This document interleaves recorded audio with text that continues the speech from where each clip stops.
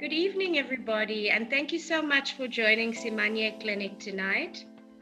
Our topic of discussion will look at the prevalence of GBV in females from a personal perspective. Our guest speaker is Ms. Thandiwe Maretlane. She is a candidate for her Master's in Philosophy in Science and Technology. She has completed her postgraduate diploma in Intellectual Property Law. She holds a BSc and honors degree in Technology Management. She also has a BTech degree in Metallurgy. She's worked in the mining industry and graduated as a metallurgist from the gold mines. She is passionate about academia and works in academia, particularly in the Technology Transfer Office and in the Business Development Division. She is currently a member of two NGOs. The first NGO is called Esther Naledi. It is a Christian-based nonprofit organization that was established in 2016. This organization provides financial support to disadvantaged children to enable them to pursue their tertiary education by either gap funding or full funding. Secondly, she's also a project coordinator of a youth-based NPO in Lesotho called Terione Success Forum.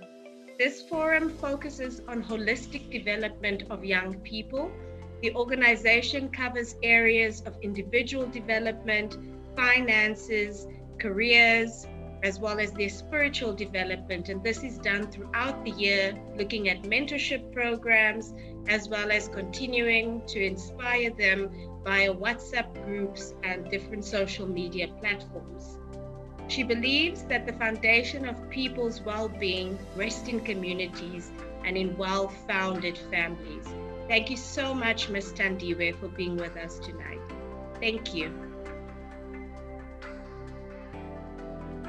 Thank you, Dr. Kim, for the warm welcome. Good evening, everybody. I'm really appreciative of this platform. This is a very sensitive topic, especially during the time that we are in.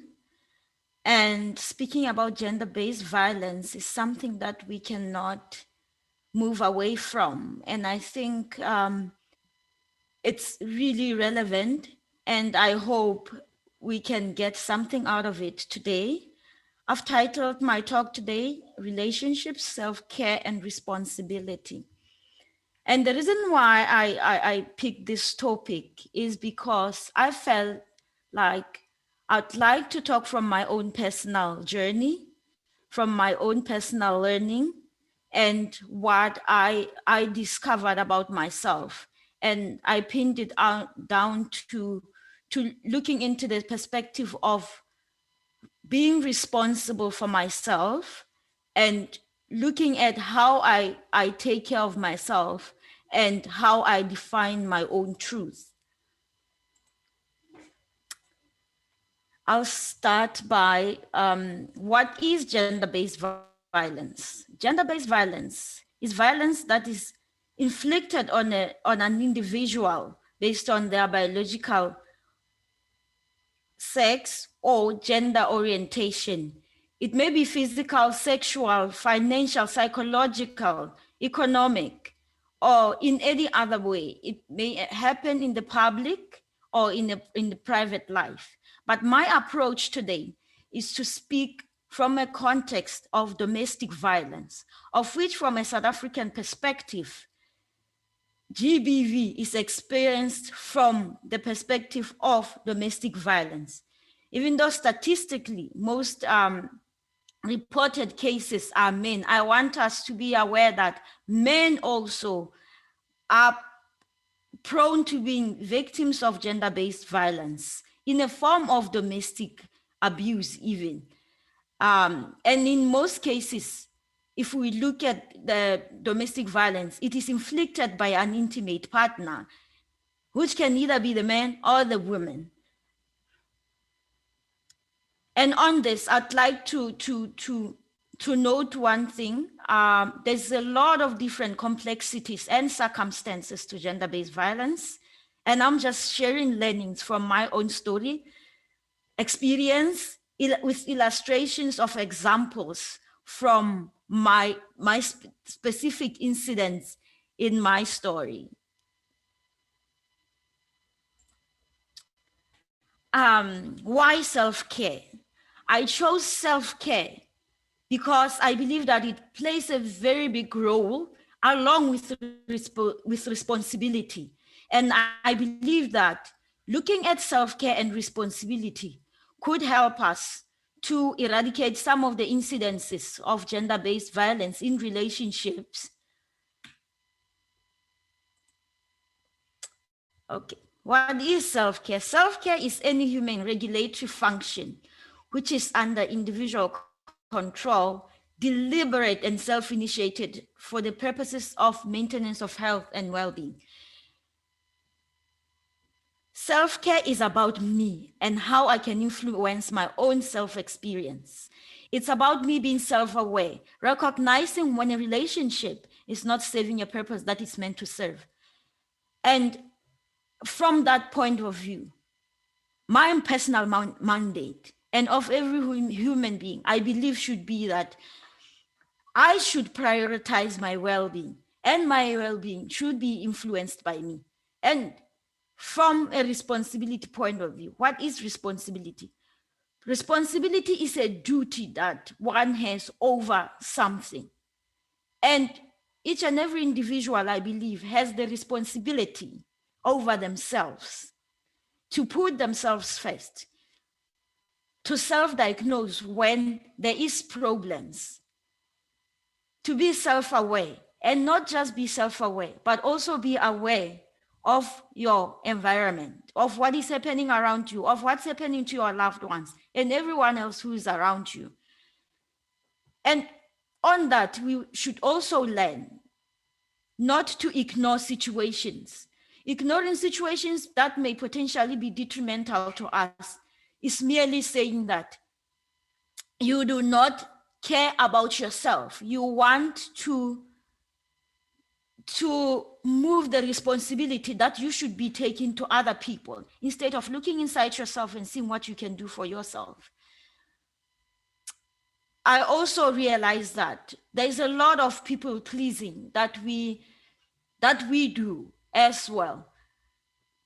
People pleasing is when you fail to do what you think will benefit you, but you're doing it to make other people happy, which from my point of view never works, because you'll never be right. You'll never get into a place that you are content, because people will never come to a place where they accept what you've done as enough, because they also have their own perceptions about what enough is. And generally have genuine intentions when you enter into relationships. Don't get into relationships to benefit yourself, but enter into a relationship to give who you are and to perform your best so that the other person can also do that as well. And again, communication, I think, could take a whole day for us to talk about. It's a whole lesson on its own. Communication has been exhausted. You need to make sure that the other person understands where you're coming from, knows exactly what your intentions are. Expectations and pre-agreements. I have a strong belief that if you do not define or pre-agree on expectations, then you enter into a mode of assumptions. In every relationship, I believe that it is very good to eliminate assumptions by communicating your expectations prior. Assumptions and expectations are very dangerous, and they've proven that. For example, I'll just give a little bit of a glimpse of my story. I met my then significant other. I was very young then, so I didn't ask any questions, and within a month I was pregnant. And my expectation was the mere act of intimacy with someone is an implied agreement that I'm consenting to whatever outcomes that will come out of this, and I'll take responsibility. But it didn't turn out exactly that way. And why am I saying this? Because I kept hearing, you trapped me into this because you wanted to control me. And I couldn't understand what that meant. But this will make much more sense as we move on forward. But that was the one thing that taught me that you cannot assume that someone is where you are, or that someone thinks the way what you are doing is what you are thinking it is, because he didn't agree to this. So he feels cheated into a situation that he was not probably ready for. And I saw that there was a lot of, I had built mental pictures of who this person is, disregarding who the person actually is. And this led to unmet expectations, which led to disappointment. And one thing that I could say is that ensure that a person has agreed to whatever that you guys are doing. And with this image, I wanted to structure my story based on how it unfolded. And when I say what you should do, I mean that pre-relationship, you need to live your truth. Do not ignore red. Normally we say it's red flags. I think that's a very common way of making it much more understood.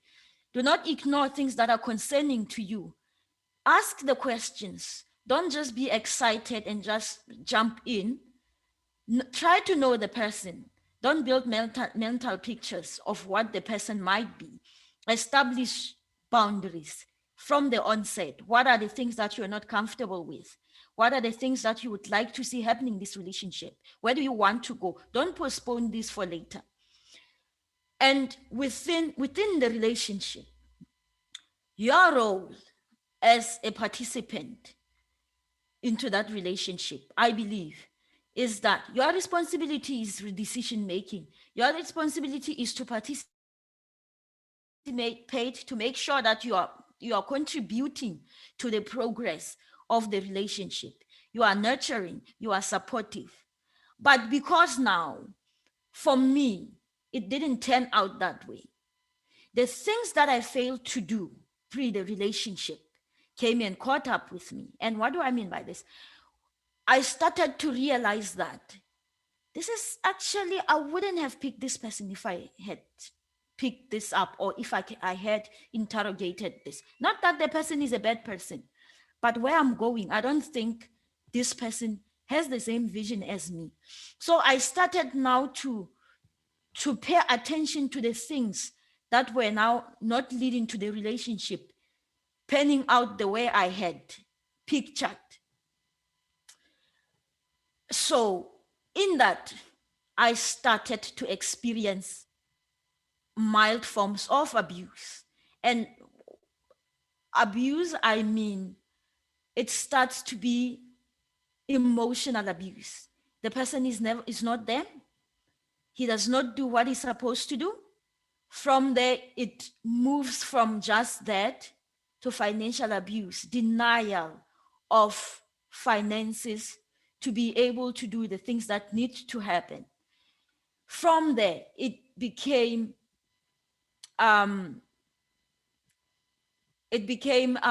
what's this now? Verbal abuse. As these things now happen, I started to become very rebellious, because now I'm trying to establish boundaries. I'm trying to now eradicate what I didn't do initially. I'm now entering into a coping mechanism where I'm now picking my battles. I'm now looking at this person. He's not doing this, and I'm not doing this. So the misalignment in that is now causing us conflict.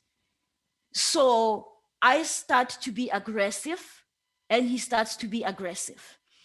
And the sad thing about this is that this is not just about us.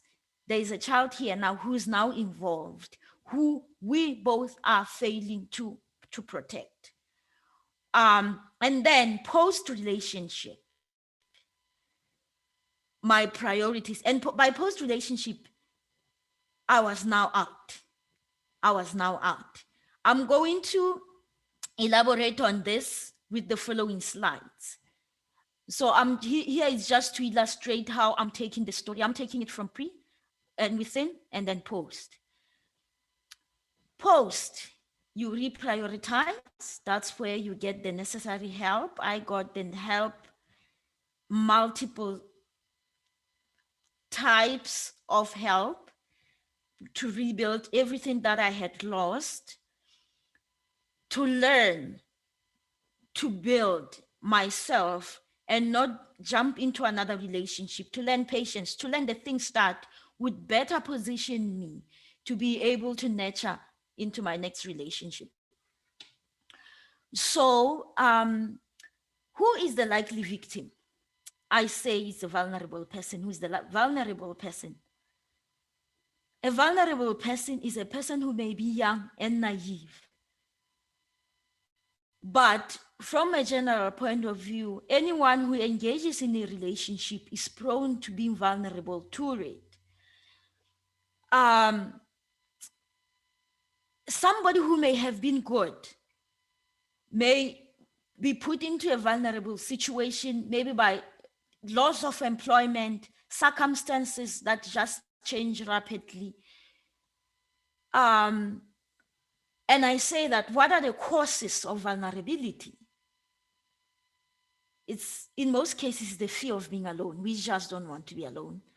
The fear of failure of a relationship and the shame that comes with it, especially within the African context, culture and religion in some cases. The lack of education, lack of knowledge, ignorance, of thinking that you need to be in a relationship even when you have no business being in it. Fear of confronting issues. And in some cases, people just can't leave. And for whatever reason, it can be anything from, I don't want to lose my kids, or I've invested a lot in this relationship, or I've already committed. It could be anything. And what can we do about this? And my take is make a big boy and big girl decision and remove yourself to a situation that's not conducive for you. Equip yourself with knowledge, equip yourself with supporting programs that will help you to deal with the situation that you are in, because not in most cases living is just not the answer, because some people don't make it out. If they leave, it becomes even worse for them. So what I'm saying here is analyze the situation and try to take measures. Don't just ignore. Do something about your situation, and don't let the other person be the one who's making decisions about your own life. Take the control. Be interested in influencing the outcome in your life. Do not give other people responsibility, as I've said. Take charge and make the decisions that you think will be best for you. And in this, you need to be well positioned to do this decision.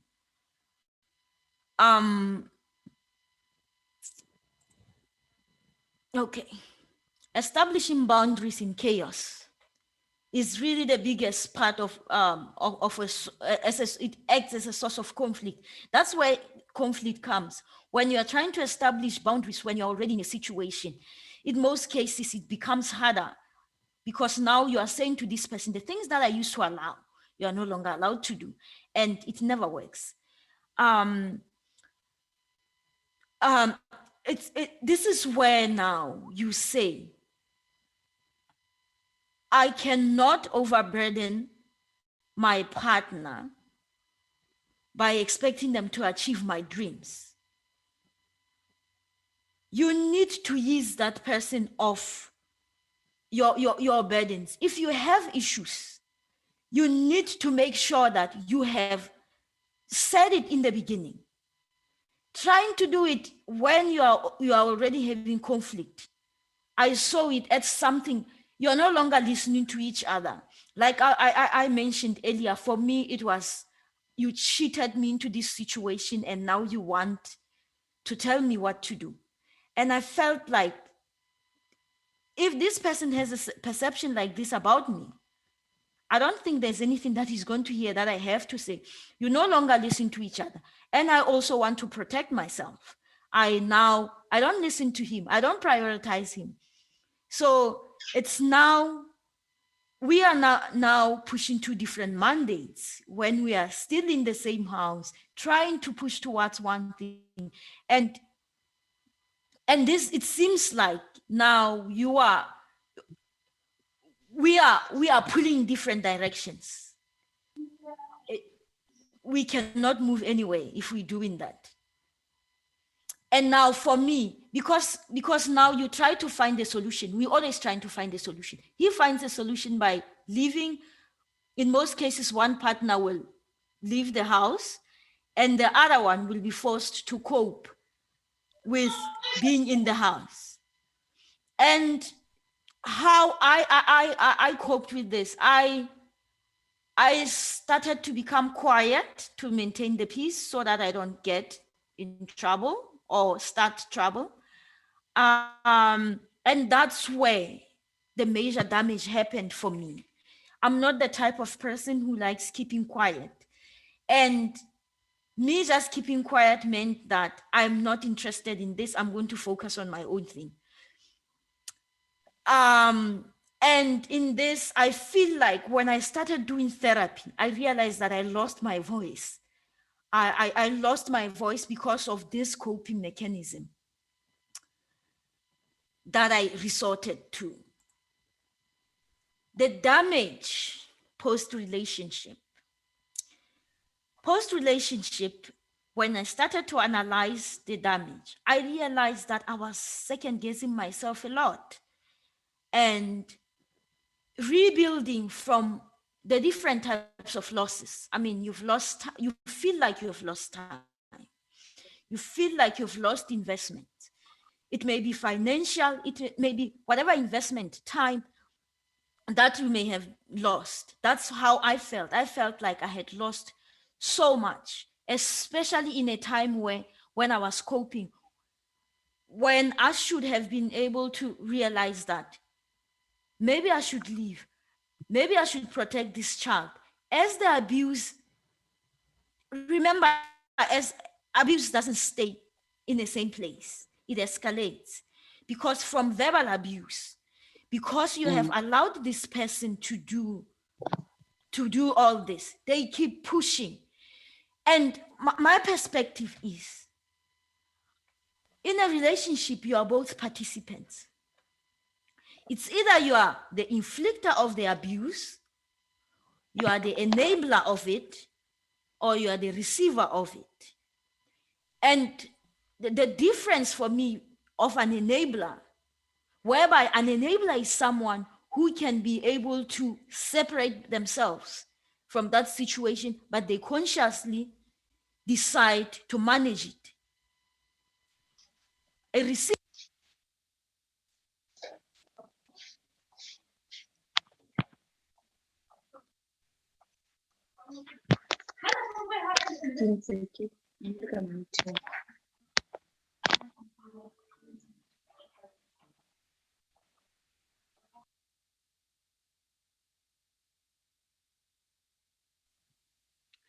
Dandiwe, we've lost you for a moment. I can't hear you at this point. I'm not sure what the problem is with the speaker.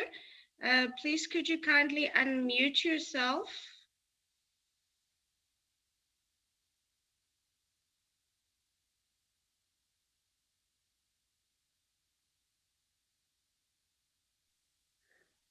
I think it's the problem with headphones. Oh, is it? Yes.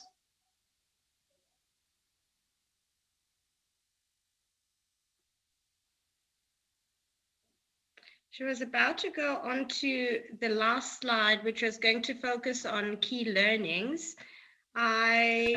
Maybe what we could do is open up the conversation to everyone. I see the speaker from last week is also present, and we have Dr. Nchabileng that's present. Are there anyone in the audience that would like to ask a question or that would like to give comments? I know Dr. Nchabileng also does lots of research in this area. Dr. Nchabileng, I'm not sure if you'd like to comment.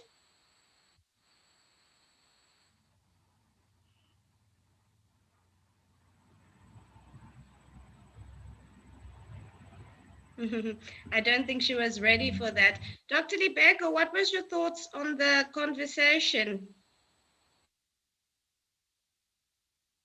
Thank you, Dr. Lamont. I think it's a very important aspect where, from a personal perspective, Tandy was giving us, all the struggles that come with, GBV, mostly with an intimate partner. And I think it's the message is really hitting home with regards to what people go through. And what I like about the talk is she's giving us some key points, take home messages to say how do we help ourselves to get out of situations like this. And I think it's really a challenging phenomenon for a lot of us. And speaking from the male perspective, I really think we need to change as males. And I think what really touched me from her story is where, you know, the partner believes that they've been tricked into something, whereas they need to just immediately take up the responsibility of fatherhood.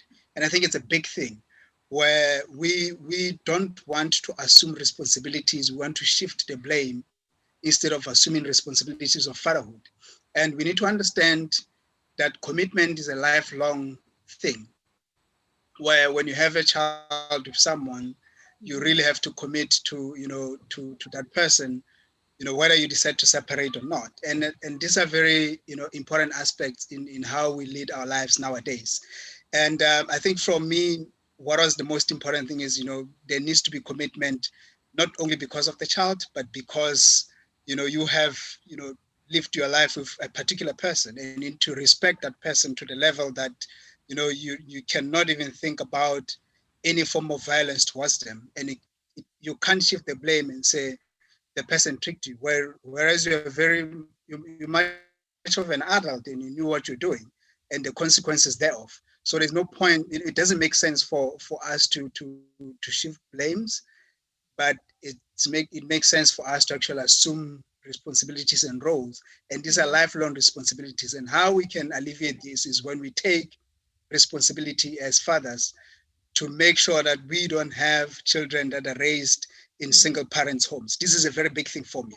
And I think, I hope that each and every person, more so, males, they get to understand the impact that they have on, perpetuating single parent homes or single mothers' homes. So Tandy, are you back? Yes, I'm here. I'm not sure if you can hear me. Yes, we can hear you now. Okay. Thank you for this comment, Dr. Libeko. I think I'm almost done, Dr. Kim. The key learnings for me and the key takeaway points are that whether you are a man or a woman in a relationship, you need to position yourself in a manner that will be easy for you to transition into your goals. Or in the relationship, don't dig yourself in a deeper hole. If you already pick up that there's already things that I see about my significant other that I don't think will bring me to an expected end for my life. For me, I made a decision that I will never ever have another child, no matter what. So that's why I'm emphasizing that don't dig a deeper hole for yourself. If a person has already proven that they're incapable of honoring simple commitments, give your best continually to empower yourself and build healthy relationships, because that is the idea that we have. We are here to build a relationship. And always keep in mind that families and homes are built from good relationships. And those homes form part of a society. In order for us to, if you see the issues that we're facing now, societal issues that we're facing, it's because of the disrupted homes. As Dr. Lebeko has said, they're single parent homes. It's not, they have an impact in the society. We have to nurture relationships such that homes and families are nurtured. And we need to constantly find ways to complete ourselves. I'm not talking about just financially. To know your worth, understand the responsibility, and be able to influence the circumstances of your life. Better position yourself into being a better person. Learn to love the right way so that you don't allow or enable abuse to be inflicted on you, or allow someone to be able to have a platform to inflict abuse on you. Be empathetic in everything that you do, and don't allow that dysfunction to make you lose your sense of humanity. Be sincere about the things that the work that you need to do in yourself. Build the necessary attributes, characters to nurture relationships, and seek help. I'm one person, I don't like sitting with a problem. I like to get a solution of a problem as soon as I'm experiencing the problem, and have a nature of fixing problems and proactively taking ownership of the mistakes that you've made, and stop the blaming and the shaming. And I think one thing that I would like to say to us is that we need to extend the hand. If now we have this knowledge, we can't keep it to ourselves. When I entered into a relationship, I was very young. I had never experienced any manner of abuse, and I wish somebody could have just said, read a certain book or be mindful of this. That could have really expected me. I entered into a relationship not knowing exactly what I was doing and what I was expecting. And it would have been nice to just have an idea of what the expectations could have been.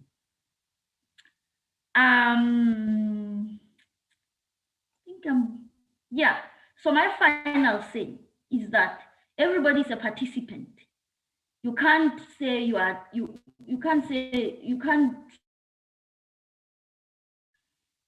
an inflictor of abuse, I've said earlier, or you are an enabler of it, or you are a receiver.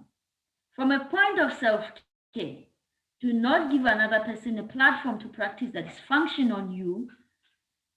Most importantly, especially if you have the means to not be in that environment, learn to excuse yourself. And that's how you live your truth.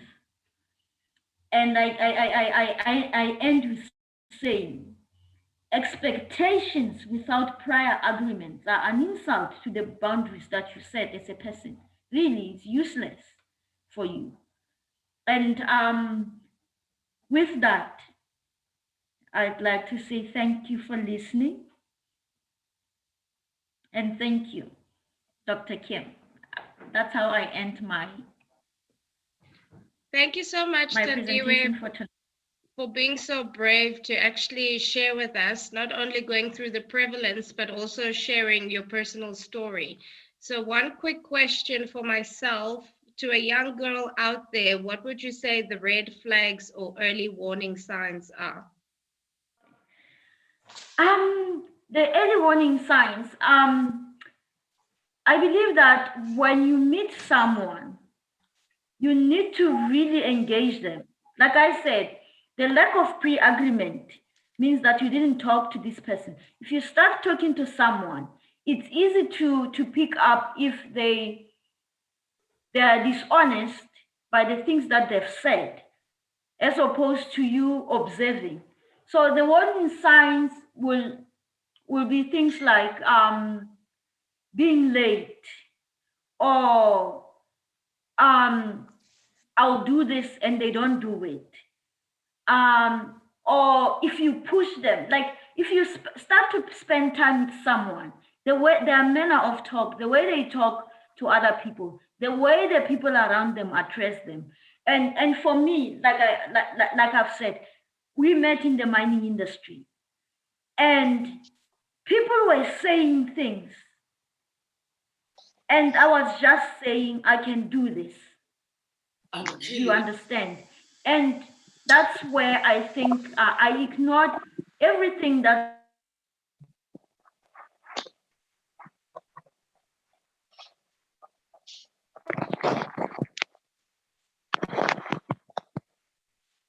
Miss Mohale, you can fit yourself in here. I see Tandiwe's Wi-Fi has cut out. Your comments in this regard? Okay, thank you so much for having me, May. I came late and I'm sorry. However, what Metandiwa is saying is the whole truth. I didn't share about you my personal experience, but I think I'll have to say it. Like she was saying, you can see the red flags, but you can ignore them. I don't know if it's due to personal feelings or you're ignorant to the extent that you think you can change the person, or he has or she has, let me not use, or that your partner has influenced you somehow, or trying to prove the point that they're not as people say, and you believe them. I didn't have a chance to meet people around him because he already knew, they know the information. Rather, he built the walls around me. He became everything. He became a friend. He became my brother. He became everything. And he was so excited about that because he was saying we are going to be together for longer because we don't have friends around.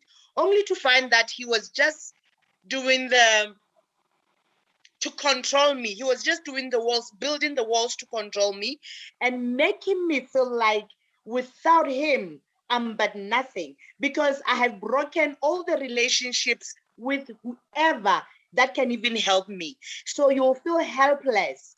At some point, he makes sure that we don't have any people who can help us. And he can even threaten people who can try to help you. Because I have experienced it to the extent that at some point I felt like I would rather die in this relationship, because he has mentioned so many times that without me, actually you are but nobody.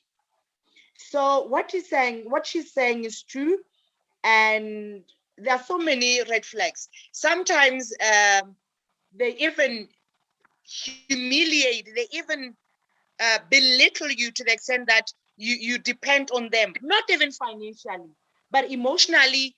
They shatter you to the extent that you don't even feel like you can do it on your own. And he can even manipulate you to the extent that, okay, I am a popular person.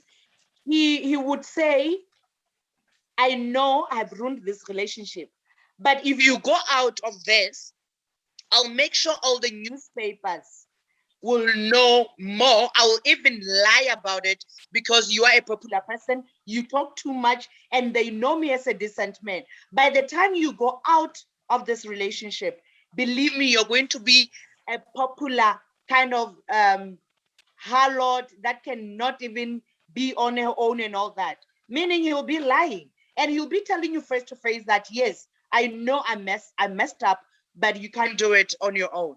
So there are so many red flags. Okay, the other one that she mentioned is there will be, they'll pretend to do something good, yet the actions are saying the opposite. They can tell you they're going to do this and this, they're going to make this and this for you, and they never ever initiate implementing whatever they have said to you. They never keep the promise. They keep on promising but never fulfilling. Those are red flags. And not even minding how you feel. Sometimes they ignore that, or they can be good with words, but never do as they promised. Thank you. Thank you so much, Ms. Mohale. I know Mr. Mayobana had a question. I don't know if you'd still like to raise that question, and apologies if I haven't pronounced it correctly. Sir, anything from you? You had your hand raised. Yeah, it's Moviana. Thank you. Just a comment. Good evening, everyone. I think the relationship abuses, or GBV as they are being referred to today, we need to look at the main cause of why such violence or such type of lifestyle encroaches into our relationships today. I'm someone that's a little bit who likes history, even though, of course, I'm not really a historian. In the past, there were quite very less gender-based violence. Of course, they were there, but they were less. So we need first to find out what has really happened, that we have a lot of violence that is taking place today. Some of the reasons why we are finding ourselves in such type of situations, and this is both sexes, it can be women, it can be men.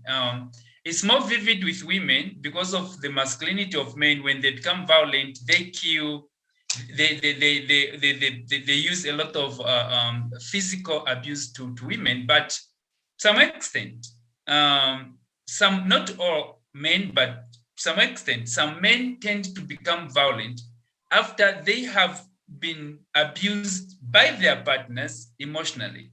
So we must not also rule out that. Like I've seen the Masliso and Tandy, they've given a little bit of their anecdotes. I can also give my own from my previous relationship that I eloped off from.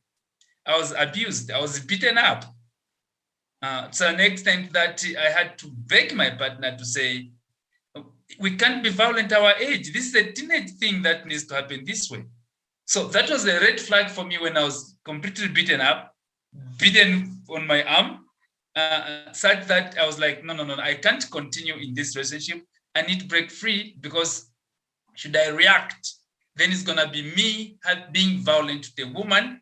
But who started the violence? It's just some simple misunderstanding that could have not resulted into me being slapped, being beaten up, not until I had to beg to say, this is not how life's supposed to. But now when a man perpetuates that, how it's gonna be spoken about is as if we are just created as beasts that oppress women. So it's more or less 50-50. But the main point that I was taking down as Tandy was speaking, I think I can see on average the participants, we are a little bit of age, adults. This topic is very much relevant to teenagers, because that's where a lot of mistakes takes place.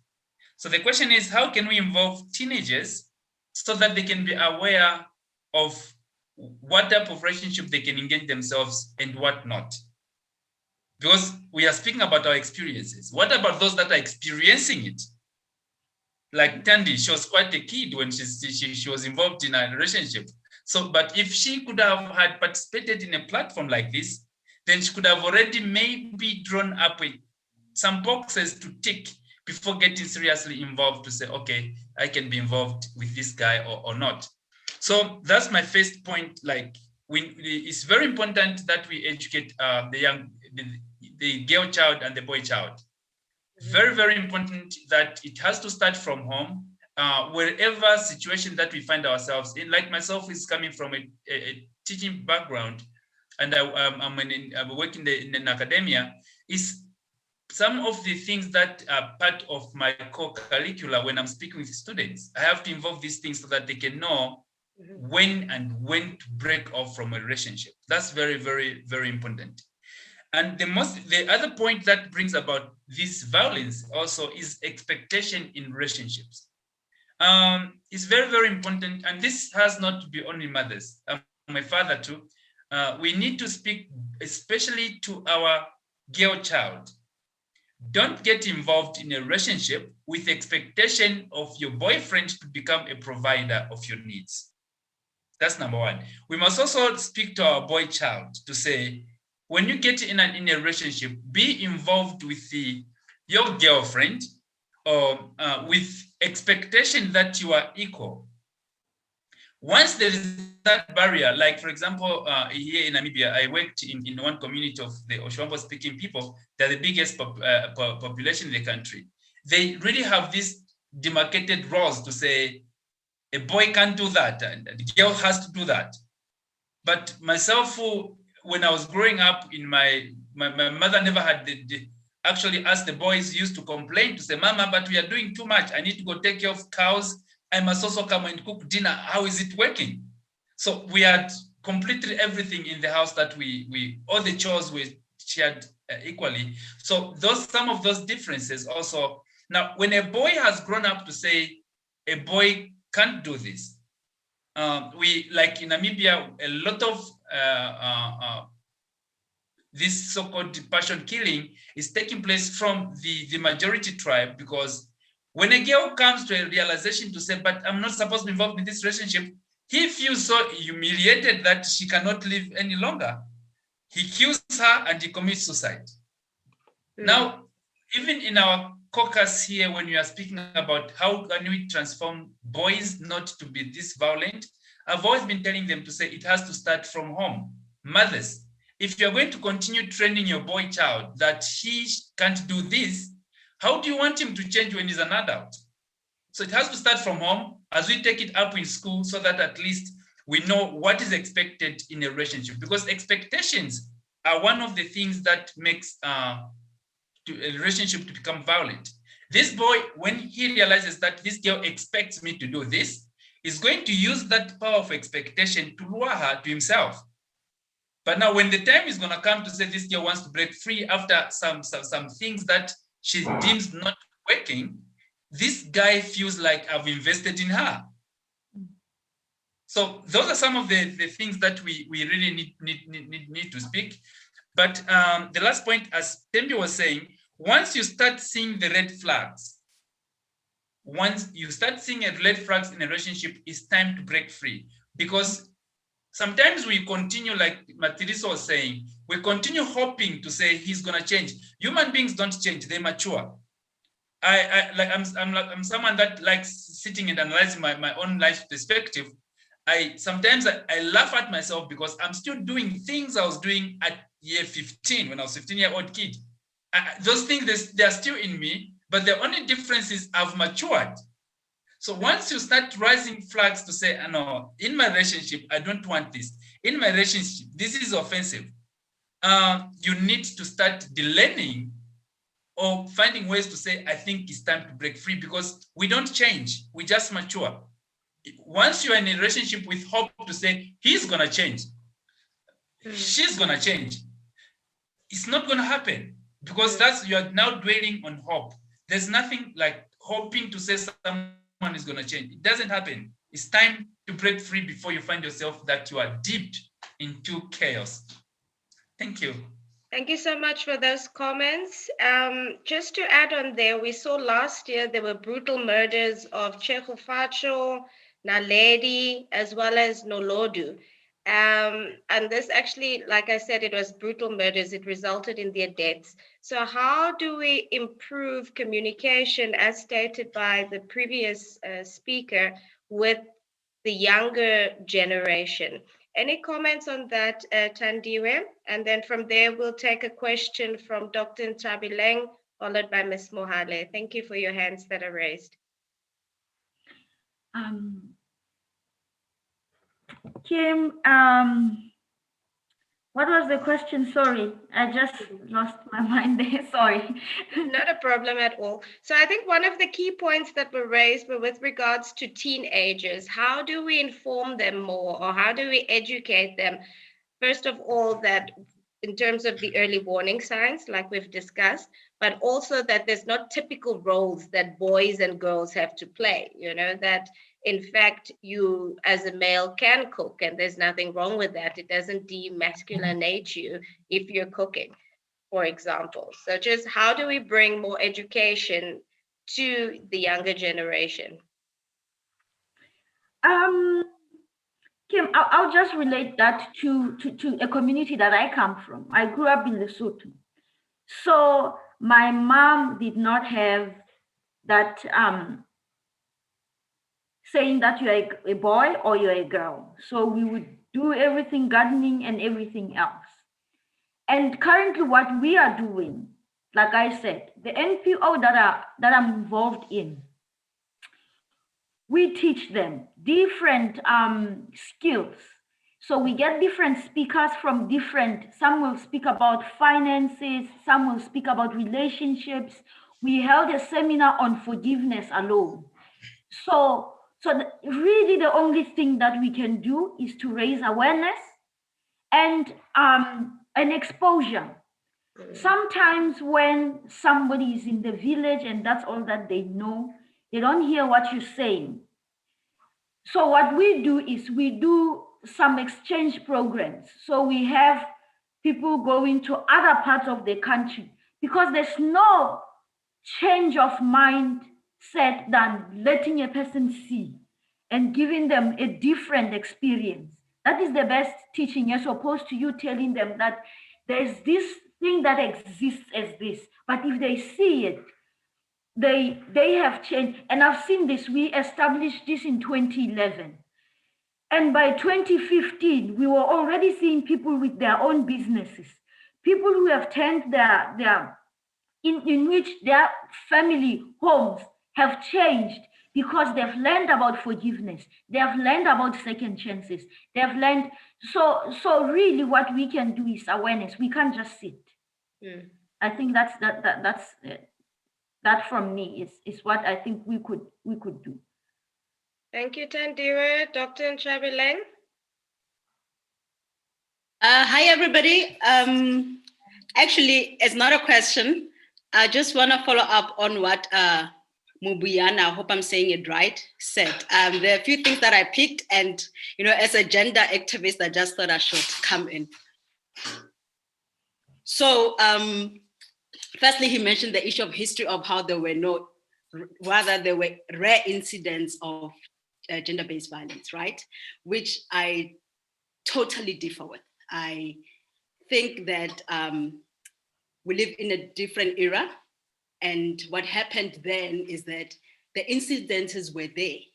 They just didn't have the channels and the means to bring these issues to light. And the other issues that we need to take into account, or factors rather, is the issues of socialization. The generation before us was socialized into certain social norms that we are trying to debunk, right, at the moment. The issues of gender expectations, we're talking issues of patriarchy, we're talking issues of misogyny, issues of hegemonic masculinity, which is very evident in terms of gender-based violence. And I always like moving away from the concept of gender-based violence, particularly when we're addressing issues of violence against women. So I think also the concept is very important if we are dealing with issues of violence towards women and girls. So because when we say gender, then we are looking at the broader aspect. So that includes minority, sexual minorities, women, girls, boys, But if we want to then narrow it down and focus on women, which I feel is very important in the current landscape, the social and health landscape,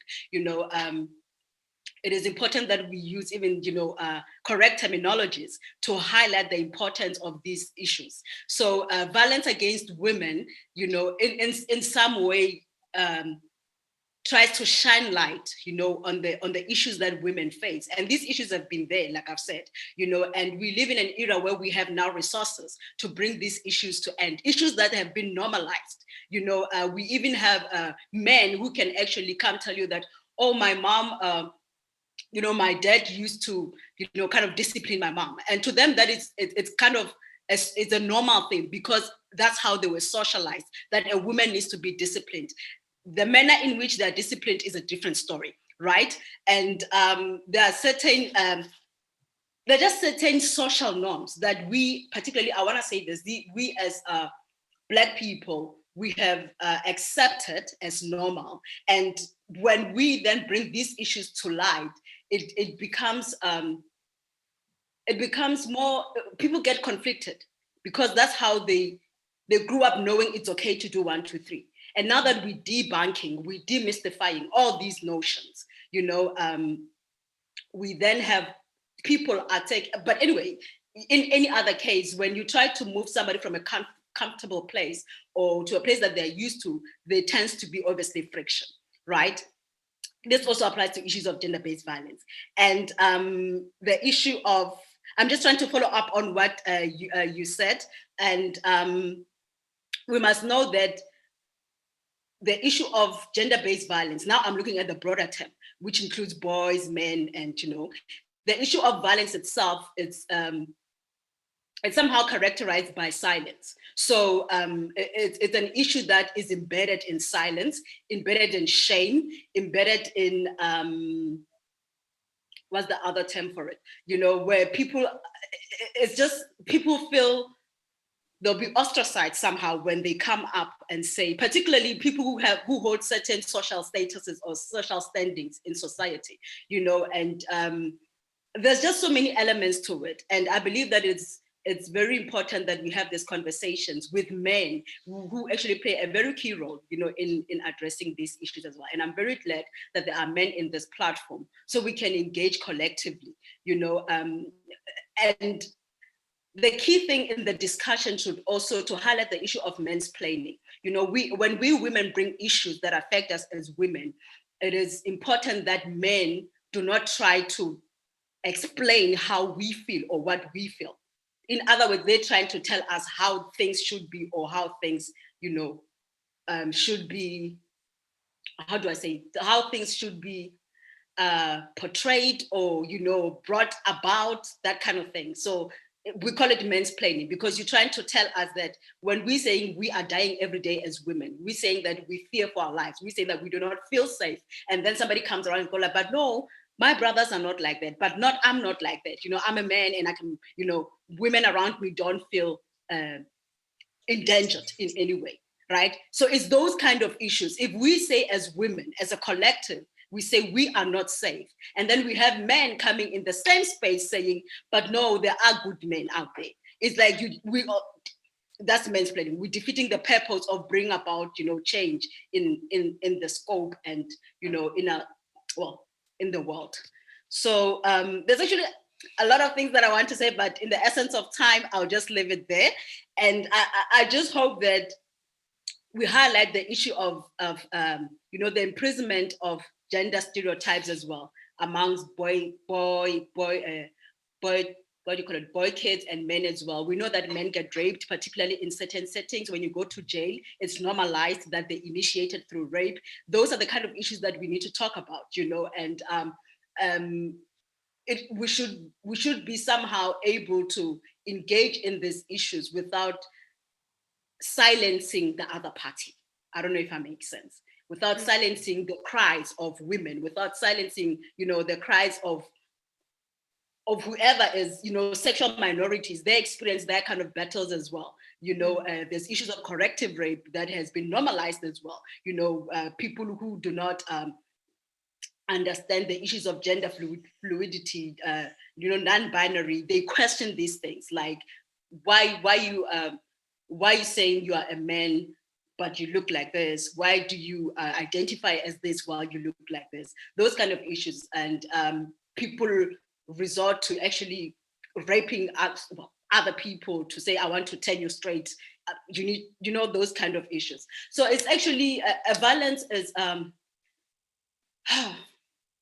yeah, it's hectic. It's broad. It needs all of us as individuals to come together to try, find appropriate, relevant, and adequate means, to address it. I'll just leave it there. Thank you, colleagues. Thank you so much, Dr. Nshabileng. Over to you, Ms. Mohale.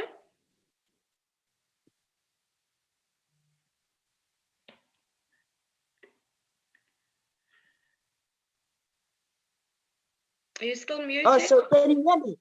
Can you hear me? We can hear you now. Thank you. Okay. Menchabeling, what you said about the incidents that have been there, I wanted to discuss in Mr. Mobiana about having abused lately, while it wasn't that much earlier during our parents, whatever. What I'm gonna say again, like Menchabelen said, I just want to say the abuse has been there forever, even more than we are experiencing it now. But we were not, they were not vocal. Now we are bringing this to the table because our parents couldn't raise it. I was talking about it last week when I was saying culture has normalized abuse to the extent that when they were abused, they couldn't speak because they thought it was normal for a man to discipline the wife. And it wasn't okay. I'm not saying we are not, as women, we are not abusing the other gender. But believe me, the incidents have been there, but it was normal for men to abuse us. The cause is culture has normalized abuse. I'll write to answer Ndate Mubiana that the cause is the normality of being abused. That is our culture. Munna, all the idioms, I'll explain what they mean, because we all say the Mbogota thing. We've been blinded by what our idioms say. And again, talking about GBV as in 50-50, I would agree with you. But what we have learned is we're putting this on the table to be solved. Like Mentabelen said, we don't have to be kept quiet because we'll be saying men are having abused as well. It's true. We have abusers as women.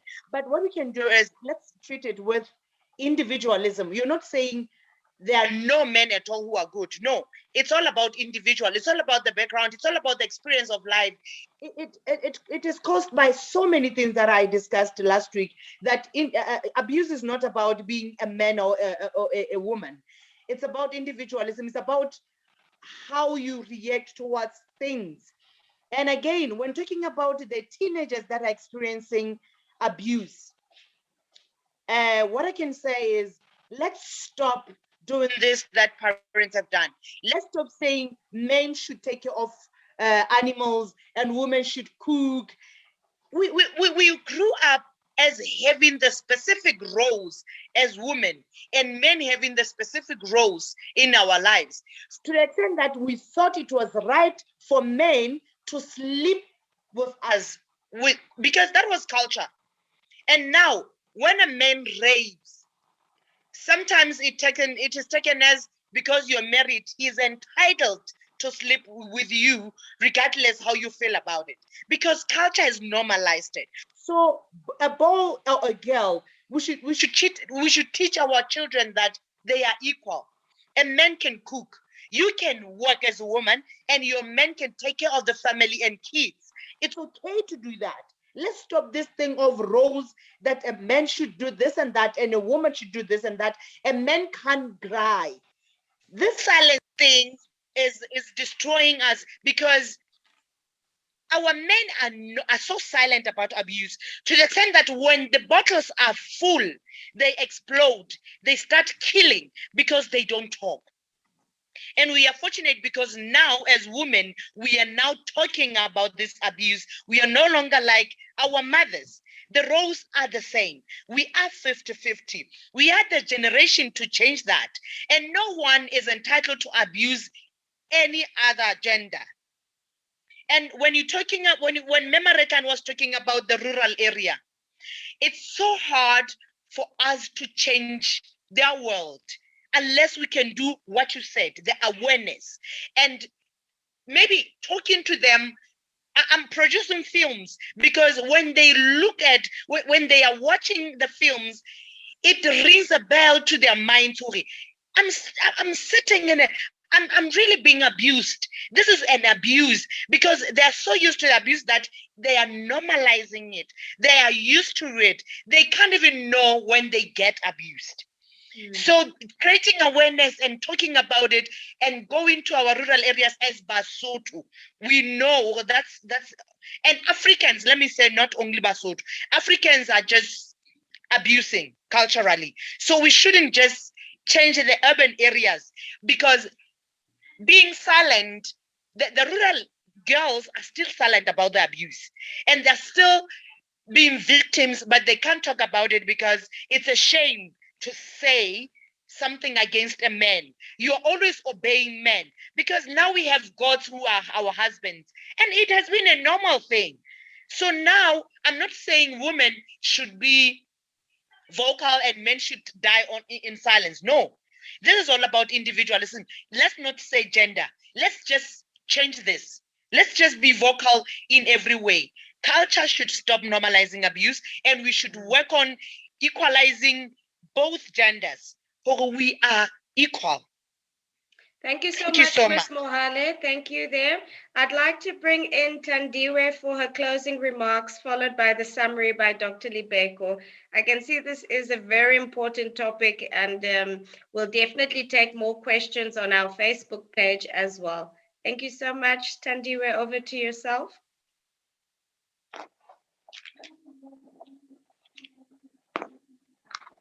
You're currently muted. Oh, sorry about that. In closing, I'd just like to say that, like you're saying, this is a very, very sensitive topic, and in most cases, it's misinterpreted.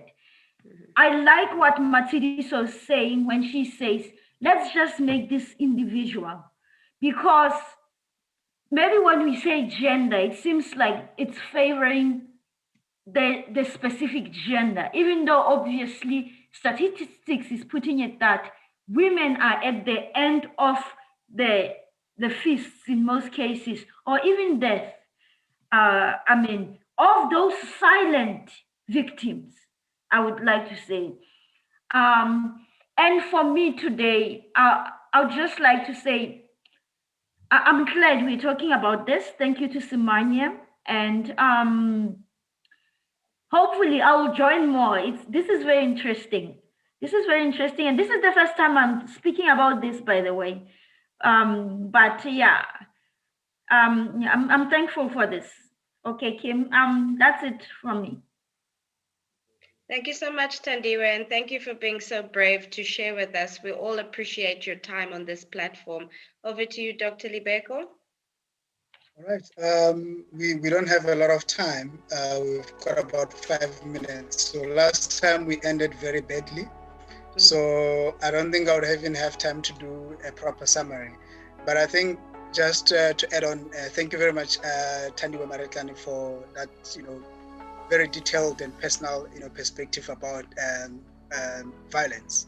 And I just want to say also thank you very much, Matshidiso, for always chipping in.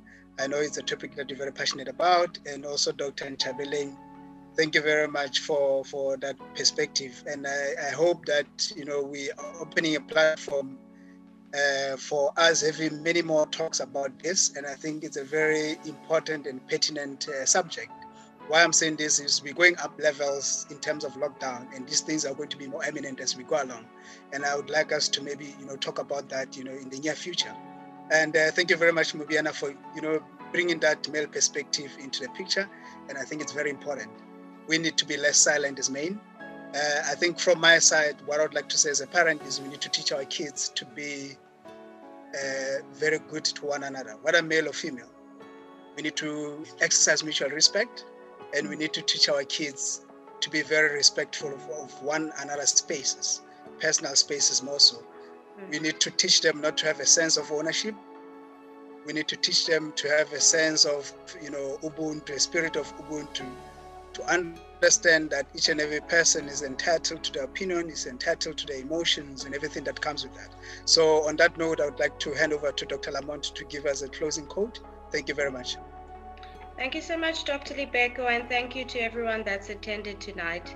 I'd like to leave you with the final quote for this evening. There is nothing better than adversity. Every defeat, every heartbreak, every loss contains its own seed, its own lesson on how to improve your performance and how to be better the next time. This quote is from Malcolm X. Thank you everyone for joining us tonight. We look forward to the next topic. Thank you. Thank you so much. Thank you. Bye-bye. Thank you. Bye.